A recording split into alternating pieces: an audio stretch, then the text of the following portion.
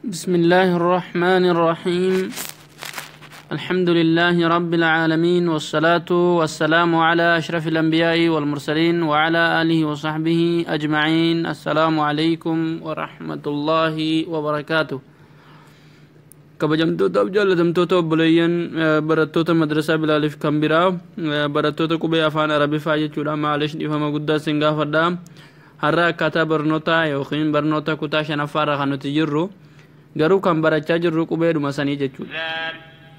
Isuma san bifa kamiin barachuu dandeenya kan jedhu insha Allah xiqqoo tokko kan isiniif ibsu ta'a.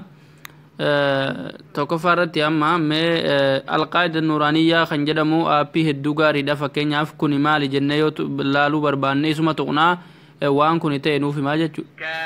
Kuni kaafi jechuudha. Fakkeenyaaf kun immoo maali yoo kan jennu ta'e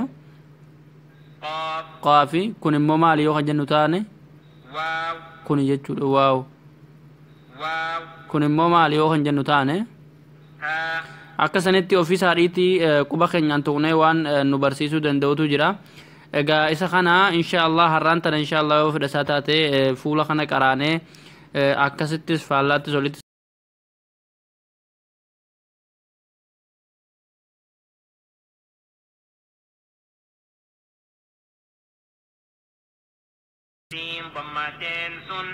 سين سان فتحتين سن سين فتحتين سن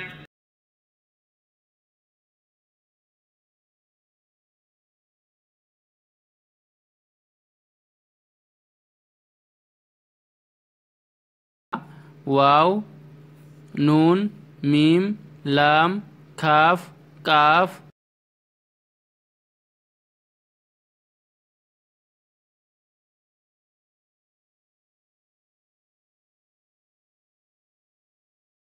ذال دال خاء حاء جيم ثاء تاء باء ألف.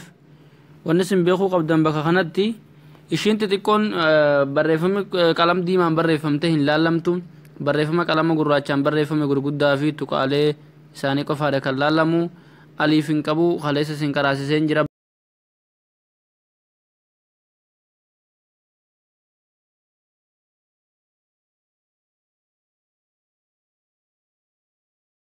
akkanattis of gaafadhaaf makeessani. Fakkeenyaaf kuni maali mee kuni maali mee fakkeenyaaf of gaafadhu barteetta yoo ta'e kuni saad jedhama jechuudha. Okay, kuni yoo kuni maali